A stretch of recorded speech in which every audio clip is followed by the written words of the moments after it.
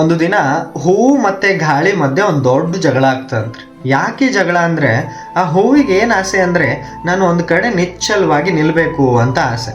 ಆದ್ರೆ ಈ ಗಾಳಿ ಈ ಹೂವಿನ ಸುತ್ತಮುತ್ತ ಬಂದಾಗ ಆ ಹೂವು ಆ ಕಡೆಯಿಂದ ಈ ಕಡೆ, ಈ ಕಡೆಯಿಂದ ಈ ಕಡೆ ಕದಲ್ತಾ ಇತ್ತಂತ. ಈ ಕದಲೋದ್ರಿಂದ ಆ ಹೂವಿಗೆ ಬಹಳ ಸಿಟ್ಟು ಬಂತಂತ್ರಿ. ಸಿಟ್ಟು ಬಂದು ಗಾಳಿ ಕರೆದು ಒಂದು ಮಾತು ಹೇಳತ್ತಂತ, ಏ ಗಾಳಿ, ನೀ ಬರಬೇಡ, ನೀ ಬರೋದ್ರಿಂದ ನನ್ನ ಒಂದು ಶಾಂತಿಗೆ ಭಂಗ ಬರ್ಲಿಕ್ಕತ್ತದ, ನೀ ಬರಬೇಡ ಅಂತೇಳಿ ಆ ಹೂ ಗಾಳಿಗೆ ಹೇಳತ್ತಂತ. ಅದಾದ್ಮೇಲೆ ಗಾಳಿ ಆಯಿತು ಅಂಥೇಳಿ ಗಾಳಿ ಬರೋದನ್ನು ನಿಲ್ಲಿಸ್ಬಿಡತ್ತಂತ.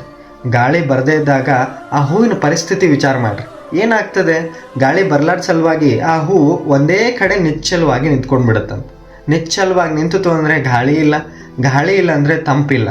ಅದಾದ್ಮೇಲೆ ಏನಾಗ್ತದೆ ಅಂದರೆ ಆ ಹೂವಿನ ಮೇಲೆ ಧೂಳು ಬಂದು ಕೂಡೋಕೆ ಶುರು ಆಯ್ತಂತ. ಧೂಳು ಬಂದು ಕೂತಿದ್ರ ಸಲುವಾಗಿ ಆ ಹೂವು ಬಾಡೋದಕ್ಕೆ ಶುರು ಆಯ್ತಂತ. ಅವಾಗ ಆ ಹೂವಿಗೆ ಅರಿವಾಯ್ತು ಅಂತ, ಈ ಗಾಳಿ ನನ್ನ ಶತ್ರು ಆಗಿರಲಿಲ್ಲ, ನನ್ನನ್ನು ಕದಲ್ತಿದ್ದಂಥ ಈ ಗಾಳಿ ನನ್ನ ಶತ್ರು ಆಗಿರಲಿಲ್ಲ, ಇದು ನನ್ನ ಜೀವನದ ಭಾಗ ಆಗಿತ್ತು ಅಂತ. ಅದೇ ರೀತಿ ನಮ್ಮ ಜೀವನದಾಗೂ ಬಹಳ ಜನ ನಮಗೆ ತೊಂದರೆ ಕೊಡೋದಕ್ಕೆ ಬರ್ತಾರೆ. ಅವರು ನಮ್ಮ ಜೀವನದ ಭಾಗ, ಅವರಿಂದನೇ ನಾವು ಬೆಳೀತಾ ಇದ್ದೀವಿ.